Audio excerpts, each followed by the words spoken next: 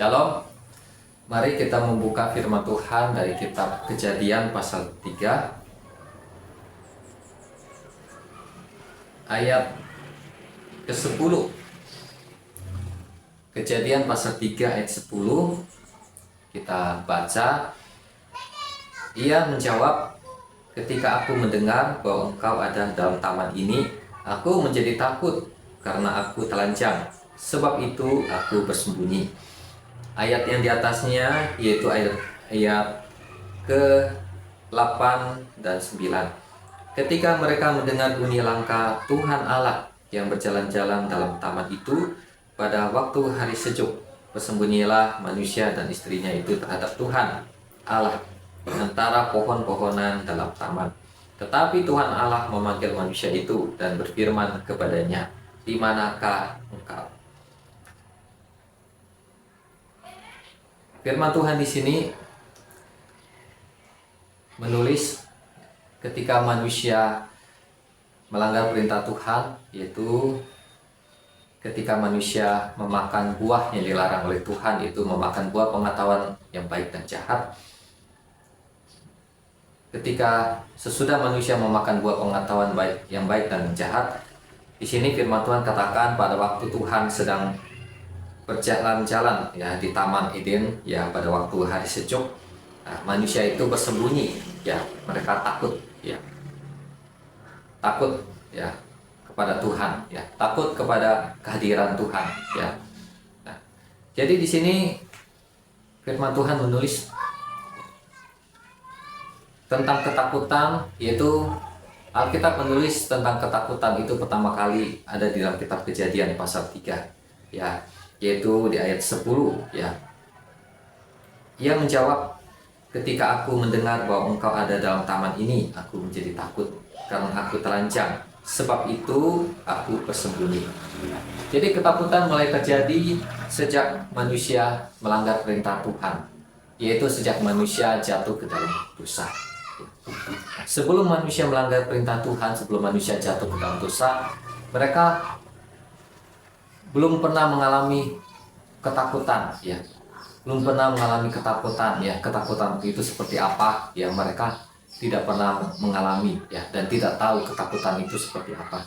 Tetapi ketika mereka melanggar perintah Tuhan ya, memakan buah pengetahuan baik dan jahat, mereka melanggar perintah Tuhan, mereka berbuat dosa, maka ketakutan atau roh ketakutan atau benih ketakutan ya, itu ada di dalam diri manusia ya, ada di dalam diri Adam dan Hawa.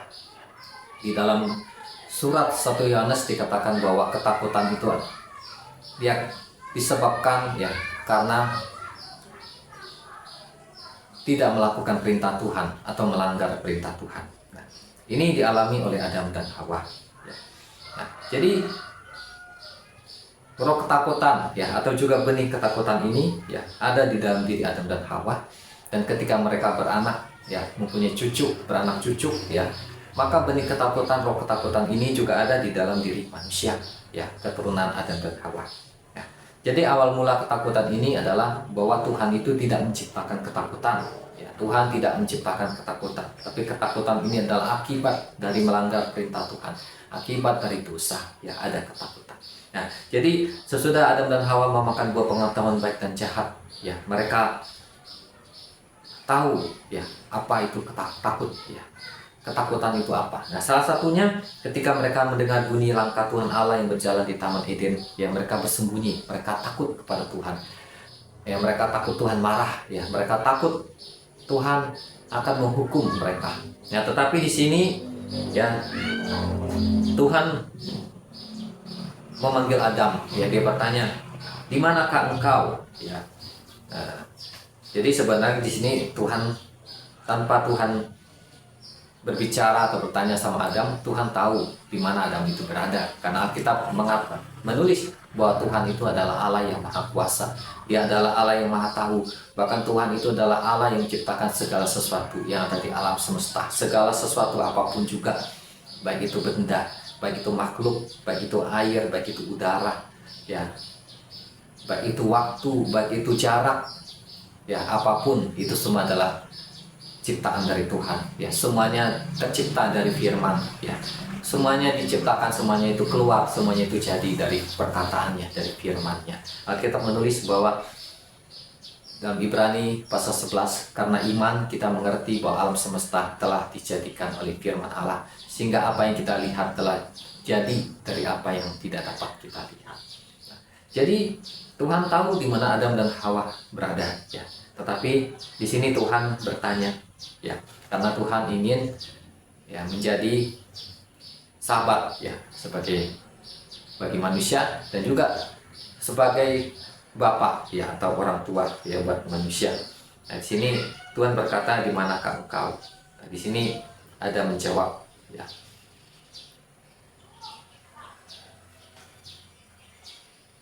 Nah, jadi manusia takut, ya, bertemu dengan Tuhan, ya, karena melanggar perintah Tuhan. Nah, jadi ketakutan terjadi yang pertama adalah karena melanggar perintah Tuhan, ya, takut dihukum, ya. Nah, contoh seperti yang terjadi kepada Adam dan Hawa. Tetapi di sini Tuhan tidak menghukum mereka pada waktu itu dan Tuhan tidak marah. Tapi Tuhan memulai dengan suatu percakapan, yaitu di manakah engkau, dan seterusnya, ya, Tuhan berkata-kata, ya, dengan manusia di sini. Nah, artinya di sini bahwa Allah itu adalah Allah yang memiliki kasih dan Allah yang sabar di sini, ya. Nah, seharusnya ketika manusia sudah melanggar perintah Tuhan itu, Tuhan tuh langsung marah, langsung murka, dan dia langsung hukum manusia, ya, langsung mungkin seperti membakar manusia atau kena penyakit, kena tulah, ya. Tetapi di sini Tuhan bertanya sama manusia. Nah, jadi di sini menggambarkan bahwa, ya, bahwa ketika Tuhan menciptakan manusia itu, Tuhan punya rencana dan tujuan. Jadi Tuhan menciptakan manusia bukan asal menciptakan manusia, ya, tetapi Tuhan punya rencana. Itu manusia ini sebagai teman, ya, sebagai sahabat, juga sebagai anak, ya, dan banyak, ya, banyak hal, ya. Jadi secara garis besar itu sebagai sahabat, ya, nah, sebagai teman di sini. Nah, di sini Tuhan bercakap-cakap sama Adam, ya, dan Hawa di sini.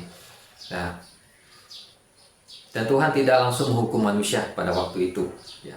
Tetapi hukuman Tuhan itu sudah terjadi, ya. Itu adalah akibat atau efek dari dosa, ya. Akibat atau efek dari dosa. Memang Tuhan waktu itu tidak langsung, mungkin dengan tangan Tuhan atau dengan perkataannya dia langsung menghukum manusia, ya. Nah, tetapi ketika manusia berbuat dosa, maka hukum alam itu, ya, atau hukum keadilan atau hukum alam itu udah bekerja di dalam diri manusia, ya. Nah, yaitu di dalam tubuh manusia itu terjadilah kerusakan di selnya, kalau secara hukum alam atau hukum biologi atau hukum kedokteran, ya. Nah, itu di dalam diri tubuh manusia itu ketika manusia berbuat dosa itu terjadi kerusakan, ya, di sel-selnya, ya, di jaringan-jaringan tubuhnya itu terjadi kerusakan. Nah, itulah kerusakan inilah yang akan membawa kepada kematian, membawa kepada maut. Ya, sebelumnya Tuhan udah berkata sama Adam, jangan memakan buah pengetahuan baik dan jahat. Ya, ketika kamu memakannya, kamu akan mati. Ini kata Tuhan. Tuhan bilang ketika kamu makan buah ini, kamu akan mati. Nah, jadi waktu Tuhan ngomong sama Adam dan Hawa di Taman Eden, dia tidak langsung menghukum dengan kematian, ya. Tetapi kematian itu mulai terjadi, ya, di dalam diri Adam dan Hawa, ya. Nah, Tuhan bilang kalau kamu makan buah pengetahuan baik dan jahat, kamu akan mati, kata Tuhan. Nah, di sini kalau kita membaca dan kita, ya, mungkin sudah banyak tahu bahwa ular mencobai si Hawa, yang menggoda si Hawa, ya. Nah, untuk memakan buah pengetahuan baik dan jahat. Nah, di dalam Kejadian pasal 3 ayat 1 dikatakan bahwa ular itu adalah binatang yang cerdik, ya, atau binatang yang pintar, binatang yang banyak akal, ya. Tetapi kecerdikan atau kepandaian yang Tuhan berikan sama ular ini, ya, disalahgunakan, yaitu untuk mempengaruhi, untuk mencobai Hawa, ya. Nah, jadi ular ini juga dipengaruhi oleh si iblis, oleh si setan atau oleh Lucifer, ya. Setan itu mempengaruhi si ular ini mencobai Adam, mencobai Hawa, ya. Nah, termasuk Adam juga ikut ya jatuh ke dalam pencobaan, jatuh ke dalam dosa. Jadi di sini manusia ya diciptakan Tuhan ini untuk menjadi sahabat Tuhan. Kemudian yang kedua adalah di dalam Kejadian pasal 1 adalah untuk mengusahakan Taman Eden atau untuk mengelola dunia ini ya. Untuk mengelola dunia ini ya, menjaga, memelihara seperti ternak, ya, hewan, tanaman dan lain-lainnya. Ini tugas yang Tuhan berikan sama manusia ya. Jadi Tuhan juga memberikan pekerjaan sama manusia ya pada waktu Tuhan menciptakan manusia. Tetapi adalah pekerjaan yang ringan ya, bukan pekerjaan berat ya, bukan pekerjaan seperti manusia saat ini di dunia ini, yaitu pekerjaan yang dikatakan dalam Kejadian pasal 3 itu Tuhan mengutuk tanah ya, supaya tanah itu mengeluarkan duri, semak duri ya, sehingga manusia harus bersusah payah untuk mendapatkan makanan atau rezekinya ya di dunia ini. Nah, tapi bukan demikian pada waktu Adam dan Hawa jatuh ke dalam dosa. Mereka bekerja, tetapi pekerjaannya ini tidak menjadi beban ya, tidak memberatkan mereka, tapi pekerjaannya adalah pekerjaan yang ada bahagia ya, penuh sukacita ya. Nah, jadi manusia di dunia ini pekerjaannya adalah pekerjaan yang membuat dia bercucuran keringat, bahkan bercucuran mata, bahkan ada yang bercucuran darah ya, karena sejak Adam dan Hawa jatuh ke dalam dosa ya, tanah itu dikutuk oleh Tuhan ya, dan iblis itu menguasai dunia ini. Tetapi Tuhan akan memulihkan kehidupan manusia, kehidupan dunia ini, yaitu di dalam kitab Wahyu itu dikatakan yaitu adanya langit dan bumi yang baru ya, yaitu akan Tuhan pulihkan ya kepada ciptaan yang baru yang sempurna. Nah, jadi di sini ketakutan itu, benih ketakutan itu ada di dalam diri manusia dan itu diwariskan ya dalam kehidupan manusia. Nah, kita membaca tokoh-tokoh Alkitab pun di Perjanjian Lama mereka pernah mengalami rasa takut. Sebagai contoh adalah Nabi Elia. Ya, Nabi Elia juga pernah mengalami rasa takut ya ketika dia sudah berhasil ya mengalahkan nabi-nabi Baal ya, ketika dia sudah berhasil ya melakukan hal-hal yang besar di Israel, yaitu ketika dia berdoa itu api turun ya membakar persembahan ya, dan dia berdoa supaya hujan itu turun ya. Tetapi ketika dia mendengar bahwa istri Ahab itu Ratu Isebel akan membunuh dia ya, dia menjadi takut dan dia melarikan diri ya. Nah, jadi bahkan Nabi Elia yang begitu perkasa luar biasa, dia juga ada pernah mengalami rasa takut. Bahkan di dalam Perjanjian Baru ya, Tuhan Yesus juga mengalami rasa takut ya.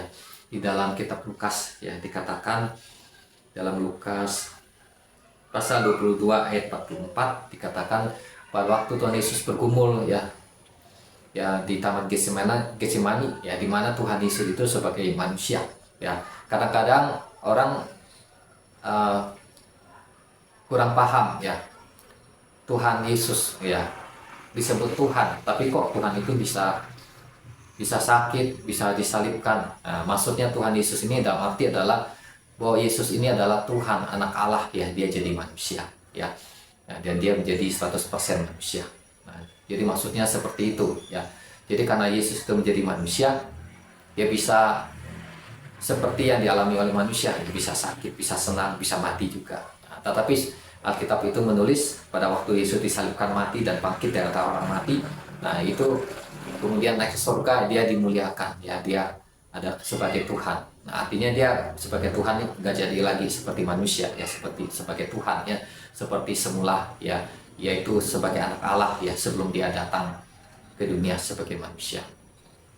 Nah, jadi Yesus ya sebagai manusia, dia juga ya pernah mengalami ketakutan ya sebelum harus ya mati di kayu salib ya menurut perintah Allah. Nah, di dalam kitab Lukas 22 ayat 44 dikatakan dalam buku pergumulan Yesus di Taman Eden itu ya, itu dalam ketakutan yang begitu luar biasa ya.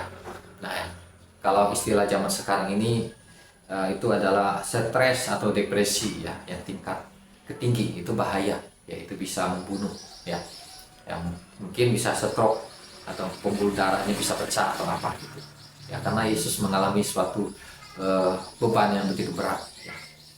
Yaitu bahwa Yesus harus menanggung dosa manusia, ya.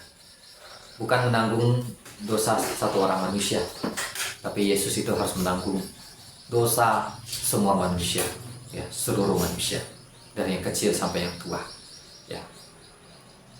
Karena itu Yesus dia sangat beban, ya, sangat berat, ya.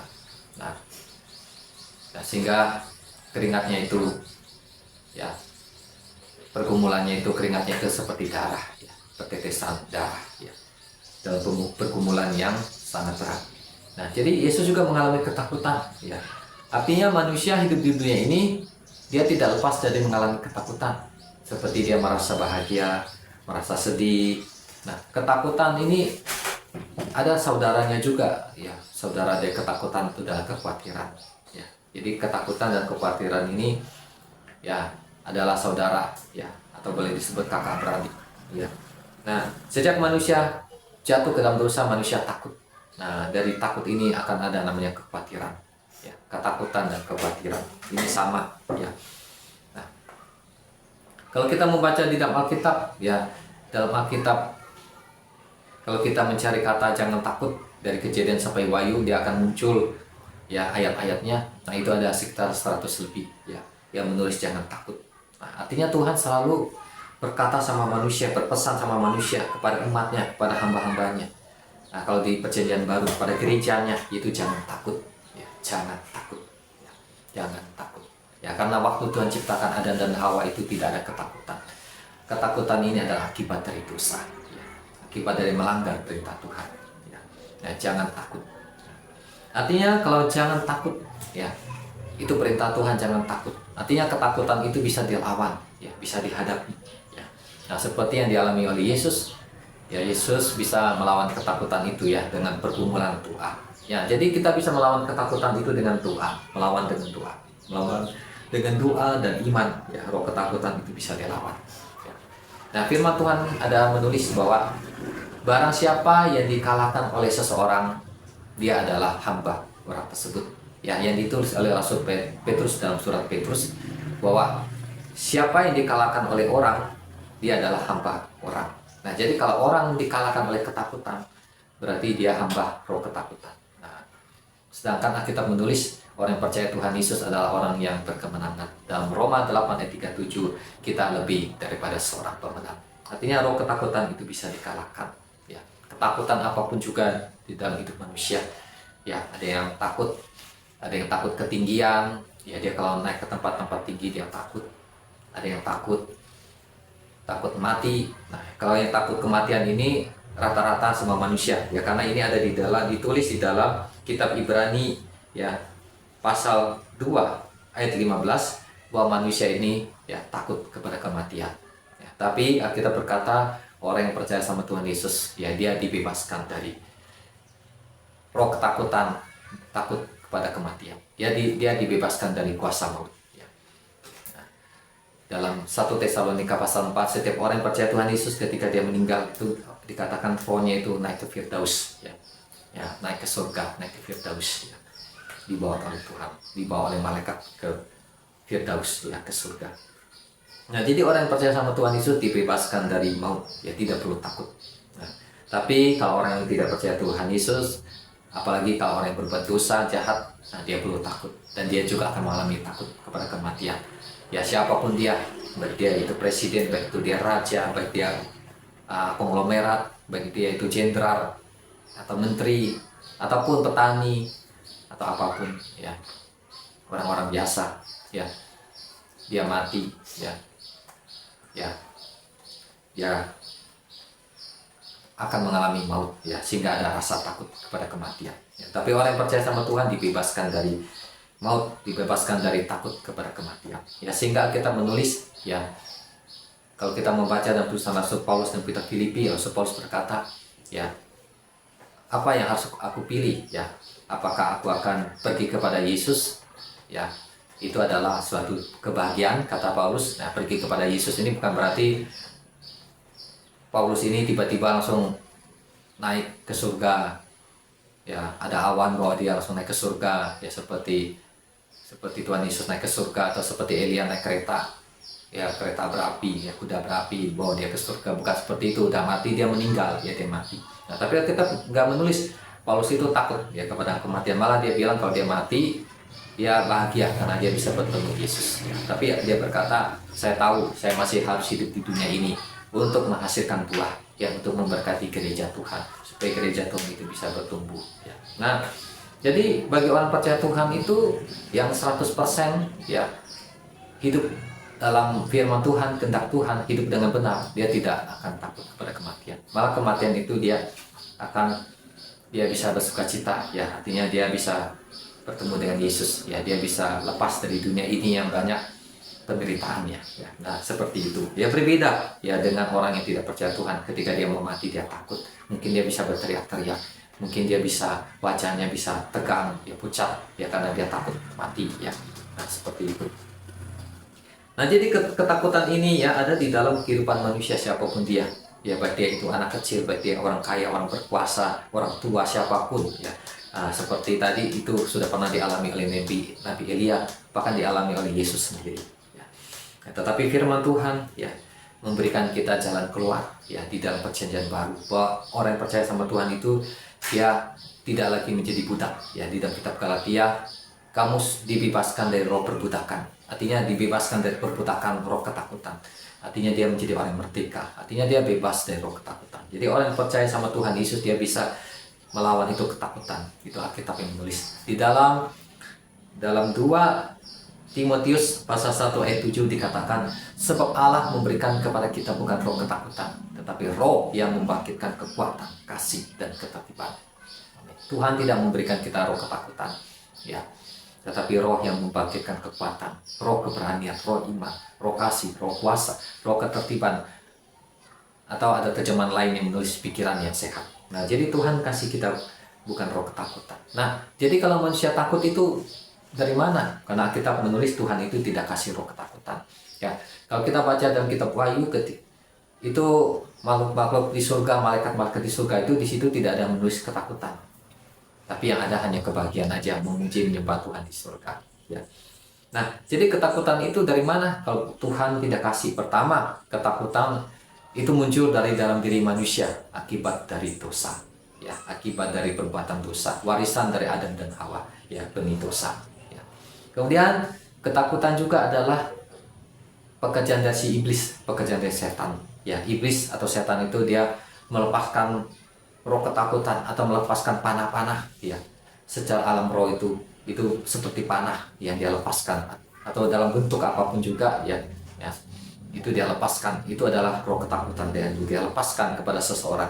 Nah ketika seseorang terkena mungkin dalam bentuk panah atau bola api ya, itu roh ketakutan itu kena dia jadi takut, dia jadi takut. Nah itu yang disebut dengan intimidasi ya, padahal seharusnya itu tidak perlu takut ya, tapi ketika dia terkena serangan si iblis ya, intimidasi iblis, roh ketakutan, akhirnya dia jadi takut. Kemudian dia mengikuti ketakutan itu ya, mengikuti perasaan takut itu, bukannya dia lawan tapi dia mengikuti. Akhirnya dia menjadi takut dan dikuasai oleh ketakutan itu. Nah jadi ketakutan ini ada dua asalnya.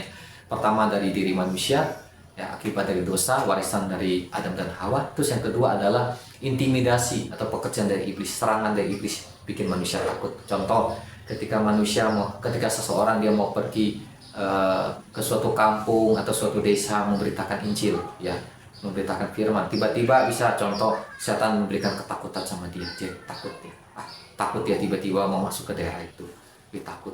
Nah, padahal tidak perlu ada yang dia takuti, tapi setan memberikan dia ketakutan supaya dia jangan pergi ke sana. Nah ini contoh ya, intimidasi atau pekerjaan dari iblis. Nah jadi untuk melawan roh yang ketakutan, pertama yang ada di dalam diri manusia, artinya kita harus bertobat. Kita harus percaya sama Yesus. Ya, kita harus menerima Tuhan Yesus dalam kehidupan kita, supaya kita dibebaskan dari roh ketakutan yang diwarisi oleh Adam dan Hawa, oleh nenek moyang manusia. Ya, kita harus percaya sama Yesus, ya, mengaku Yesus itu sebagai Tuhan dan Juru Selamat kita, dan secara pribadi ya mulut kita mengundang ya Yesus itu untuk tinggal ke dalam hati kita. Minta Tuhan untuk memberikan kita hati yang baru, roh yang baru di dalam diri kita. Nah, kemudian kita menerima baptisan air, menerima baptisan Roh Kudus. Nah, itulah adalah supaya kita dilepaskan dari roh ketakutan. Nah, kemudian itu sudah langkah yang baik ya. Tetapi ketakutan itu masih ada di diri manusia. Nah, kita harus melakukannya, melawannya itu dengan doa ya, setiap hari dengan doa, dengan iman kita berdoa. Ketika ada ketakutan, kita ucapkan firman Tuhan, kita mengakui firman Tuhan ya. Sebab Allah tidak memberikan kepada saya roh ketakutan. Allah memberikan kepada saya roh keberanian, roh kasih, roh kuasa. Di dalam nama Tuhan Yesus segala roh ketakutan saya perintahkan pergi di dalam nama Yesus. Takut ketinggian, takut mati, takut setan, segala roh ketakutan aku perintahkan di dalam nama Yesus pergi, lepas di dalam nama Yesus. Kita berkata nama Yesus adalah nama yang berkuasa, nama yang ajaib, nama di atas segala nama. Setan, roh jahat, malaikat, iblis ya, pokoknya semuanya ya, setan itu tunduk kepada nama Yesus, nama di atas segala nama ya.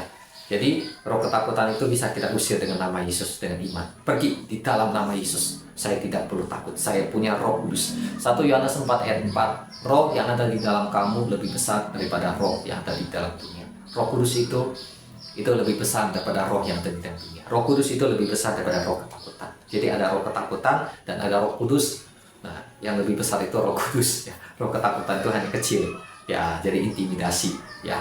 Jadi kadang-kadang itu hal kecil, tapi sesuatu yang besar itu bisa kalah ya, karena dia terpengaruh oleh hal kecil itu ya. Nah, tapi kita harus sadar bahwa kita punya sesuatu yang besar, itu Roh Kudus. Maka lawan ketakutan itu. Dalam nama Yesus, roh ketakutan kau pergi, in Jesus name. Saya punya roh keberanian, saya punya roh iman, saya punya roh kuasa di dalam nama Yesus. Nah, kalau seseorang sudah dibaptis Roh Kudus, sudah mendapatkan bahasa roh, dia harus pakai bahasa roh. Ketika dia doa pakai bahasa roh, dia akan, imannya akan bangkit, rohnya akan bangkit, dia akan berani. Ya, maka Alkitab tidak ada menulis melarang orang pakai bahasa roh. Ya. Di dalam 1 Korintus 14, ya, Rasul Paulus ya, sebagai bapak gereja, ya, rasul yang mendirikan gereja, dia berkata apa? Jangan melarang orang memakai bahasa roh. Ya. Memang bahasa roh itu ada aturannya, yaitu berlangsung dengan sopan dan teratur. Tetapi tidak ada ayat yang melarang orang memakai bahasa roh. Ya. Bahasa roh boleh dilakukan asal berlangsung dengan sopan dan teratur, dengan tertib. Ya. Nah, jadi tidak ada ayat yang melarang orang memakai bahasa roh. Nah, karena bahasa roh itu adalah karunia yang dikasih oleh Tuhan. Ya. Kalau bahasa roh itu adalah karunia yang dikasih oleh Tuhan, artinya itu sesuatu yang sangat berguna. Gak mungkin Tuhan kasih yang tidak berguna, yang tidak bermanfaat. Pasti Tuhan kasih yang berguna. Karena itu Rasul Paulus tidak melarang, firman Tuhan tidak ada melarang orang memakai bahasa roh. Cuma bahasa roh itu digunakan dengan tepat dan teratur. Sebenarnya bukan hanya bahasa roh aja. Ya, apapun juga. Contoh kalau uang dan kehidupan kita sehari-hari, Tuhan kita kasih kita uang, tapi kita gunakan dengan tidak tepat, dengan salah, itu tuh juga Tuhan tidak berkenan. Nah, demikian juga bahasa roh. Kita bisa berbahasa roh tapi tidak tepat. Nah, itu juga Tuhan gak berkenan. Ya. Jadi bahasa roh itu boleh digunakan. Ya, bisa digunakan. Karena 1 Korintus 14 ayat 3, siapa yang berkata-kata dengan bahasa roh, ia membangun dirinya. Nah, jadi untuk mengusir ketakutan, roh ketakutan itu bisa dengan berbahasa roh. Berbahasa roh. Ya, selama, ya pokoknya mengalir lah, dituntun sampai berapa waktunya. Nanti akan menjadi kuat. Ya, akan menjadi kuat. Ya, karena Roh Kudus akan bekerja. Ya, akan memberikan kekuatan. Imannya akan semakin meningkat. Ya, akan bertambah. Ya, nah jadi itu adalah cara-cara untuk melawan roh ketakutan. Ya. Jangan kita diintimidasi lagi oleh iblis, oleh setan dengan doktrin, dengan pengajaran, oh kalau bahasa roh itu sesat, bahasa roh itu sesat. Padahal Alkitab itu nggak ada menulis melarang orang pakai bahasa roh. Nah, ya nggak ada. 1 Korintus pasal 14. Maka bahkan Rasul Paulus menulis jangan melarang orang memakai bahasa roh. Bahkan dikatakan jangan melarang orang memakai bahasa roh. Nah, ada seperti itu. Tapi kok sekarang banyak orang melarang orang pakai bahasa roh. Katanya bahasa roh itu sesat. Wah, ini bertentangan sama firman Tuhan. Ya, artinya dia belum betul-betul mendalami firman Tuhan. Ya, dan juga belum pernah mengalami karunia Roh Kudus, terutama karunia bahasa roh. Nah, jadi itu tidak boleh. Ya. Siapapun dia, apakah dia itu orang kecil, orang besar, tidak boleh. Ya, karena ini perintah Tuhan. Bahkan di firman Tuhan berkata orang yang percaya sama Tuhan Yesus itu harus berdoa pakai bahasa roh. Dia harus berdoa pakai bahasa roh. Dalam Yudas 1 ayat 20, bangunlah diri kamu ya di atas dasar iman yang suci dan berdoalah di dalam Roh Kudus, ya berdoa pakai bahasa roh. Nah, berdoa dalam roh ini artinya berdoa pakai bahasa roh, pakai bahasa roh. Ya, pakai bahasa roh. Ya. Nah, kita melihat Rasul Paulus adalah orang yang suka berdoa pakai bahasa roh. Ya. Dalam 1 Korintus pasal 14 Rasul Paulus berkata, "Aku berdoa pakai bahasa roh melebihi kalian semua, melebihi jemaat di Korintus." Artinya Rasul Paulus adalah seorang yang banyak doa pakai bahasa roh. Dan kita melihat buah-buahnya, ya. Dia memiliki karakter seperti Kristus dan pelayanannya luar biasa, ya, mendirikan banyak gereja di mana-mana, banyak orang bertobat, ya. Nah, itu salah satu cara untuk melawan roh ketakutan dengan menerima Yesus, dibaptis air, dibaptis Roh Kudus, doa, berpuasa juga bisa dengan berpuasa dan iman, ya, mengusir roh ketakutan dengan memakai bahasa roh. Nah, itu ketakutan itu bisa. Seperti itu. Nah, dan juga itu dengan bertobat, ya, dengan melakukan perintah Tuhan, ya. Nah, kemudian kita akan melihat di dalam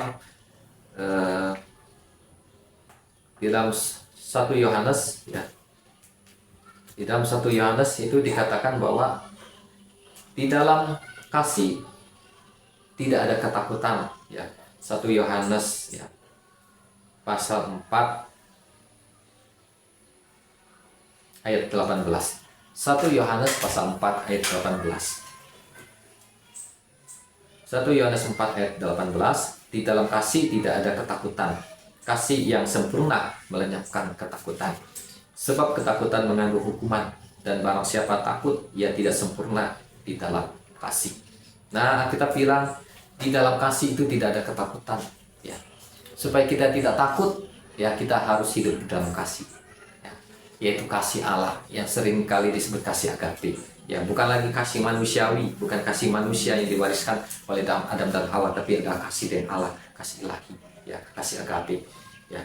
Kalau kita hidup di dalam kasih, tinggal di dalam kasih, kita menulis bahwa di dalam kasih itu tidak ada ketakutan, maka ketakutan itu akan pergi, ya, dengan kasih, ya. Kasih itu akan melenyapkan ketakutan, ya. Nah, dikatakan kasih yang sempurna itu melenyapkan ketakutan. Jadi kasih itu bisa melenyapkan ketakutan. Jadi waktu Adam dan Hawa takut, artinya mereka belum sempurna di dalam kasih. Artinya mereka belum bisa taat kepada perintah Tuhan, ya. Nah, jadi untuk melawan ketakutan kita harus punya kasih.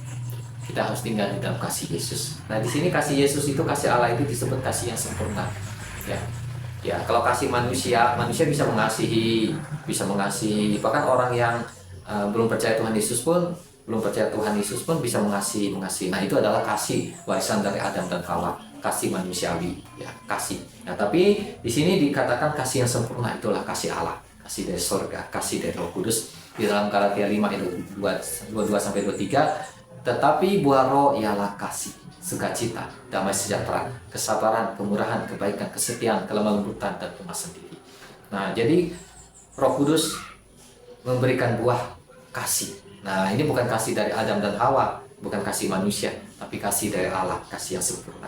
Nah, kasih inilah, ya, yang akan dia bisa melenyapkan ketakutan. Kalau orang itu hidup dalam kasih, ya, ada kasih Allah dalam dirinya, itu ketakutannya itu bisa pergi, ya. Nah, kalau ketakutan itu pergi, tadi ketakutan itu punya saudara, itu kekhawatiran. Ya, kekhawatiran juga pergi. Nah, kalau ketakutan dan kekhawatiran pergi, itu berbicara punya iman, punya percaya. Maka di dalam 1 Korintus pasal 13 di dalam dikatakan kasih itu dia percaya segala sesuatu. Artinya kasih itu dia percaya segala sesuatu, atau artinya dia berhubungan dengan iman, ya. Nah, jadi kasih itu melenyapkan ketakutan, ya. Nah, siapapun dia, ya, kalau dia belum punya kasih, dia belum bisa melawan ketakutan di dalam diri dia, ya. Dia belum bisa melawan ketakutan di dalam diri dia. Ya, mungkin dia dengan berbagai cara melawan ketakutan, ya, tapi kalau dia tidak hidup di dalam kasih, dia tidak akan betul-betul sepenuhnya melawan ketakutan. Nah, sekarang kita kembali sama iblis atau setan. Iblis yang mungkin kepada manusia itu, iblis itu begitu sangarnya, ya, begitu garangnya, ya, seramnya, ya, begitu kuatnya, ya, kekuatan gaibnya kuat, ya. Iblis itu ada ketakutan enggak? Ya ada, ya karena iblis kan tidak sempurna di dalam kasih. Nah, jadi siapa yang takut, ya itulah bukan anak Tuhan, ya bukan anak Allah. Ya, ya karena Alkitab menulis dalam kitab Wahyu, orang-orang penakut, orang-orang yang tidak percaya, orang-orang sundal, penyembah berhala, mereka tidak akan bisa masuk ke langit dan bumi yang baru. Ya. Artinya mereka bukan milik Tuhan. Jadi ciri anak Tuhan itu, umat Tuhan itu pertama tidak takut. Ya, karena kalau takut itu berbicara tuh dia melanggar perintah Tuhan, ada dosa, ya, ada hal-hal jahat yang dia lakukan, maka dia takut. Sebagai contoh Adam dan Hawa sembunyi ketika Tuhan datang. Ya. Maka kitab Wahyu katakan orang-orang penakut, dia tidak akan bisa tinggal di langit dan bumi yang baru, tidak bisa masuk surga. Ya. Nah, jadi kalau hari ini di dalam diri kita ada roh ketakutan, ya itu adalah suatu pekerjaan yang perlu kita selesaikan. Ya.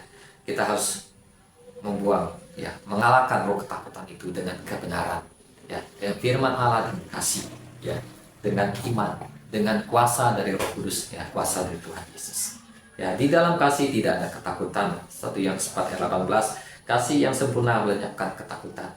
Sebab ketakutan mengandung hukuman. Nah, orang itu bisa takut karena dia takut dihukum. Contoh Adam, dia mendengar Tuhan datang itu dia takut Tuhan itu menghukum dia takut hukuman, ya. Nah, jadi kalau orang udah berbuat dosa itu ada rasa takut dalam diri dia. Nah, itu akibat berbuat dosa. Contoh dia mencuri, dia takut gitu. Nah, takut ketahuan orang, ya. Nah, takut kena hukuman, ya. Nah, itu. Nah, kemudian sebab ketakutan mengandung hukuman dan barang siapa takut ia tidak sempurna di dalam kasih. Maka tadi dalam kitab Wahyu orang yang takut itu penakut, nggak bisa masuk surga, ya, nggak bisa masuk kerajaan surga. Artinya dia nggak punya iman. Ya, artinya dia nggak taat sama Tuhan, nggak bisa masuk surga, ya. Dan barang siapa takut, ia tidak sempurna di dalam kasih, nggak bisa masuk surga karena Alkitab berkata Allah itu adalah kasih, ya, tidak ada ketakutan. Dia punya ketakutan, artinya dia belum memiliki kasih, ya, tidak cocok dengan Tuhan, ya, tidak sesuai dengan Tuhan, tidak sesuai kehendak Tuhan. Nah, jadi ketakutan ini, ya, harus disingkirkan, harus dikalahkan dengan iman. Dalam 1 Petrus pasal 5 ayat 7 dikatakan, lawanlah iblis dengan iman yang teguh. Artinya juga berbicara, lawanlah ketakutan itu dengan iman yang teguh. Jadi iman itu sangat penting, ya.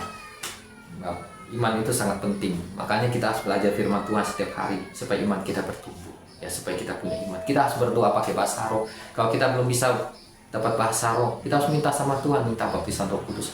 Dan bahasa roh ini bukan karunia. Maksudnya karunia itu hanya untuk orang-orang tertentu, tapi bahasa roh ini adalah untuk semua orang yang percaya Tuhan Yesus, siapapun dia, baik dia anak kecil, orang tua. Kalau dia percaya, dia punya iman, dia bisa menerima baptisan Roh Kudus. Ketika dia menerima baptisan Roh Kudus, dia bisa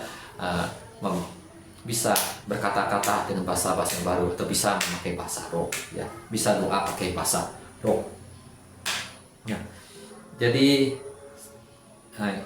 beberapa hal tadi, ya, untuk mengalahkan roh ketakutan, dan juga pemahaman kita itu tentang ketakutan itu dari mana, ya. Ya, jadi yang pasti di langit yang bumi yang baru, ya, di Yerusalem yang baru, ya, di kerajaan Tuhan itu tidak ada ketakutan sama sekali. Yang ada hanya damai sejahtera, sukacita, ya. Ya. Demikian firman Tuhan. Tuhan Yesus memberkati. Amin.